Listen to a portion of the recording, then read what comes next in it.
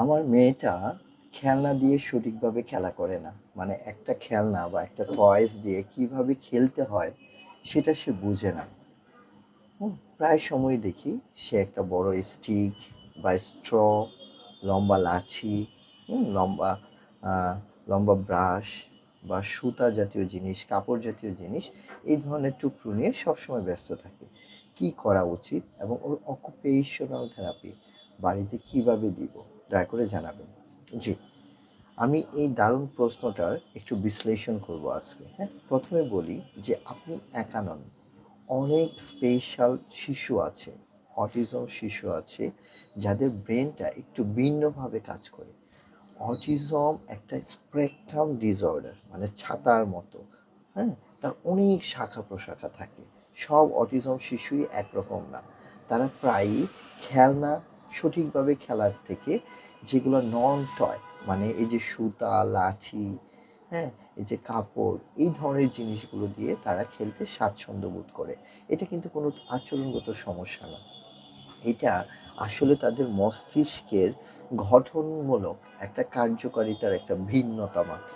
তো মনে করুন একটা খেলনা গাড়ি, সেটা একটা নির্দিষ্ট ব্যবহার আছে, সেটা খেলতে গেলে কিছু নিয়ম আছে। কিন্তু একটা লাঠি নাড়ানো, সুতা দিয়ে খেলা করা, কাপড় ধরা, এগুলার মধ্যে কিন্তু আপনার ওই প্লের যে রুলটা, মানে যে নিয়ম কানুনগুলো, সেগুলো কিন্তু থাকে না। তো অটিজম ব্রেন ডিসঅর্ডার যাদের আছে, তারা ওই নিয়মের, ওই কানেকশনের মধ্যে থাকতে চায় না। তারা ফ্রি প্লেতে বেশি স্বাচ্ছন্দ্য বোধ করে। বেশিরভাগ গবেষণায় দেখা গেছে অটিজম শিশুরা মূলত ৩টি কারণে এই কাজটা করে থাকে। একটা হলো সেন্সরি প্রসেসিং ডিসঅর্ডারের কারণে, যাদের ইন্দ্রিয়ের সমস্যা আছে। যেমন সুতার যে টেক্সচারটা, কাপড়ের যে টেক্সচার, এই যে ধরতেছি নরম না শক্ত সুতাটা, হ্যাঁ, এই যে লাঠির শব্দ, যেখানে সেখানে শব্দ করতেছি, হ্যাঁ, এই যে মুভমেন্ট করতেছি, এই যে যে ব্যাপারগুলা তাদের ব্রেনে একটা প্রশান্তি দান করে, একটা শান্তি দান করে। হ্যাঁ, আরেকটি হলো open ended play. Open ended প্লেটা কি? যেখানে কোনো ভুল নাই। হ্যাঁ, আমি আমার মতো করে লাঠি দিয়ে খেলতে পারতেছি, এভাবে এভাবে এভাবে সুতা দিয়ে খেলতে পারতেছি, হ্যাঁ, কাপড় দিয়ে খেলতে পারতেছি, কাগজ ছিঁড়ে, টিস্যু দিয়ে খেলা করতেছি। হ্যাঁ, যেখানে কোনো রুলস নাই, নিয়ম কানুন নেই, সেখানে তারা কি করে? তাদের মতো করে কল্পনার জগতে গিয়ে তারা সেই খেলাটা খেলতে থাকে। তার মানে তাদের কল্পনা জাতীয় খেলা খেলার প্রবণতা আছে। হ্যাঁ, কিন্তু সেটা তাদের মতো করে। আর আরেকটা হলো এক্সিকিউটিভ ফাংশনিং চ্যালেঞ্জ। তারা জটিল খেলা যেমন ব্লক, পাজেল, লেগো, হ্যাঁ, যে প্লে ডো দিয়ে খেলা করা, এগুলাতে বেশি প্রসেসিং সময় থাকে, চিন্তা ভাবনা করতে হয়, কগনিটিভ ফাংশন ইনভলভ করতে হয়। কিন্তু অন্যদিকে দেখেছি যে সুতা দিয়ে খেলা, লাঠি দিয়ে খেলা, হ্যাঁ, কাপড় দিয়ে খেলা, টিস্যু দিয়ে খেলা, এগুলো কিন্তু অনেকটা সহজ পদ্ধতি। মানে আপনার মেয়ে খেলতে জানে না, এ কথাটা ঠিক নয়, বরং সে নিজের মতো করে খেলে। হ্যাঁ, এই জিনিসটা কিন্তু আপনি সবসময় মনে রাখার চেষ্টা করবেন। তো অনেক বাবা মা ভাবেন যে খেলা তো সময় নষ্ট করা, খেলে লাভটা কি? কিন্তু দেখেন, একটা শিশুর বিকাশের সবচেয়ে গুরুত্বপূর্ণ জিনিসটাই হলো শিশু খেলতে পারে কিনা। খেলার মাধ্যমে শিশুর অনেকগুলা জিনিস ডেভেলপ হয়। আজ আমরা এটার পাশাপাশি জানবো যে একটা খেলা কি, কেন গুরুত্বপূর্ণ, এবং ব্রেনের কোন কোন এরিয়া ডেভেলপ করতে সাহায্য করে। প্রথম হলো কগনিটিভ ফাংশন, বুদ্ধিভিত্তিক যে দক্ষতাটা। খেলার কারণে সে একটা সমস্যার সমাধান করতে শিখবে।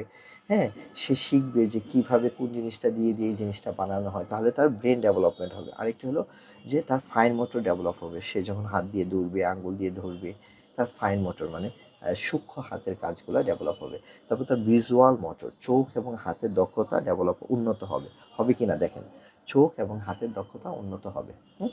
এবং সে চিন্তা করতে শিখবে, কল্পনা প্রসূত জীবন, মানে জিনিসটা সে শিখবে, কল্পনা, হ্যাঁ, কল্পনার জাতীয় খেলা। অটিজমের সবচেয়ে বড় একটা জিনিস হলো ওরা ওদের পৃথিবীতে চলে যায়, ওরা কল্পনা জাতীয় বা প্রিটেন্ড প্লে, ইমাজিনারি প্লে, সেগুলো খেলতে পারে না। তাহলে এটার মাধ্যমে কিন্তু সে কল্পনা জাতীয় খেলা খেলার প্রবণতা বাড়বে।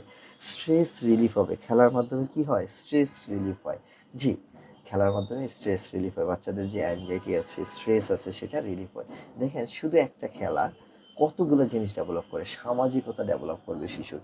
সে আরেকটা বাচ্চা তাকে একটা ব্লক দিল, সে একটা ব্লক নিল, আরেকটা বাচ্চার সাথে যোগাযোগ করা শিখবে।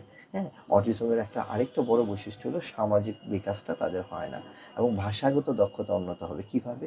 এই যে যে সে ব্লকসটা দিয়ে খেলা করছে, এখানে লাল কালার, সবুজ কালার, নীল কালার, ঠিক না? এই যে পাজেল দিয়ে খেলা করছে, এখানে গরু, ছাগল, হাঁস, মুরগির পাজেল, বা শেপ পাজেল, বা অ্যালফাবেট পাজেল। আপনি বলে দিচ্ছেন এ, আপনি বলে দিচ্ছেন লাল, আপনি বলে দিচ্ছেন স্কোয়ার। এই যে যে ব্যাপারগুলো, এর মাধ্যমে সে ভাষার বিকাশটা তার মধ্যে হচ্ছে। তাহলে খেলাটা কত গুরুত্বপূর্ণ জিনিস। এখন আসুন মূল টপিকের মধ্যে আসি, যে ভাষায় অকুপেশনাল থেরাপির কী কাজটা করা যায়। যদি আপনার শিশু সুতা দিয়ে খেলা করে, তাহলে সুতাটা তো খুব অনেক সুন্দর একটা জিনিস। সুতা দিয়ে আমরা কী করি? শুলেস পরি। তাহলে শুলেসগুলা দেন, ওইখানে আপনি মালা গাঁথা শিখান তাকে সুতার মধ্যে দিয়ে।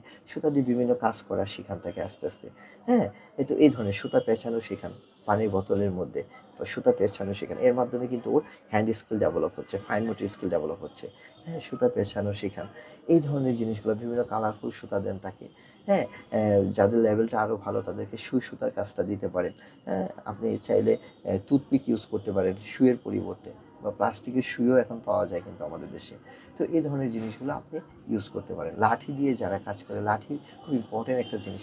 লাঠির আগায় যদি আপনি একটু কালার দিয়ে দিয়ে তাকে কালার করা শেখাতে পারেন, আগের দিনে যেরকম কলম দিয়ে লেখা হতো ফাউন্টেন পেন, হ্যাঁ, অথবা লাঠি দিয়ে আপনি কাউন্টিং করা শেখাতে পারেন, অথবা আপনি কয়েকটা পানির বোতল বোতল আপনি স্কচ টেপ দিয়ে পেঁচায় দিলেন, হ্যাঁ, ছোট ছোট বোতলগুলা। তারপরে এক একটাতে এক এক কালার করে দিলেন, লাল, নীল, হলুদ, সবুজ।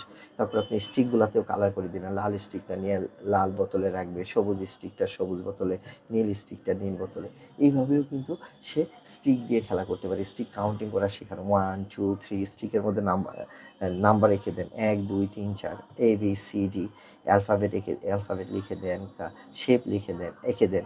দেখবেন যে মার্কার দিয়ে যদি লিখে দেন, সুন্দর সে কিন্তু ওইটা শিখে যাবে, যারা স্টিক নিয়ে খেলা করার প্রবণতা আছে। তো এই ধরনের জিনিসগুলো, যারা কাপড় নিয়ে খেলা করার প্রবণতা আছে, তাদেরকে বিভিন্ন টেক্সচারের কাপড় দেন, তাদেরকে সেন্সোরিয়াল প্লে দেন। হ্যাঁ, দেখবেন যে এই জিনিসগুলো সমাধান হবে। সর্বোপরি যেটা বলবো, যে আপনার শিশুকে অবশ্যই যখন দেখবেন এই ধরনের সমস্যা আছে, আপনার নিকটস্থ একজন শিশু বিশেষজ্ঞ অকুপেশনাল থেরাপিস্ট, জি, অকুপেশনাল থেরাপিস্ট যারা শুধু শিশুদের নিয়ে কাজ করে, ওনাদের কাছে যান। শিশুর একটা অ্যাসেসমেন্ট করে দেখুন যে আর কি কি কারণে আপনার বাচ্চা এই কাজটা করে। কারণ যেসব শিশুরা এই কাজটা করে, তাদের অবশ্যই আরও অনেক অন্যান্য এরিয়াতেও দুর্বলতা থাকার সম্ভাবনা আছে। অবশ্যই একজন অকুপেশনাল থেরাপিস্টের কাছে যাবেন, শরণাপন্ন হবেন, এবং সঠিক চিকিৎসা নিয়ে বাড়িতে কাজগুলো ওইখান থেকে শিখে এসে বাড়িতে কাজগুলো করবেন। ভালো থাকবেন, সুস্থ থাকবেন। সঠিক অকুপেশনাল থেরাপিস্ট সেবা নিয়ে সুস্থ হয়ে উঠুক আপনার শিশু, আর ভালো থাকুন আপনি। ভালো থাকবেন। আসসালামু আলাইকুম ওয়া রাহমাতুল্লাহি ওয়া বারাকাতুহু।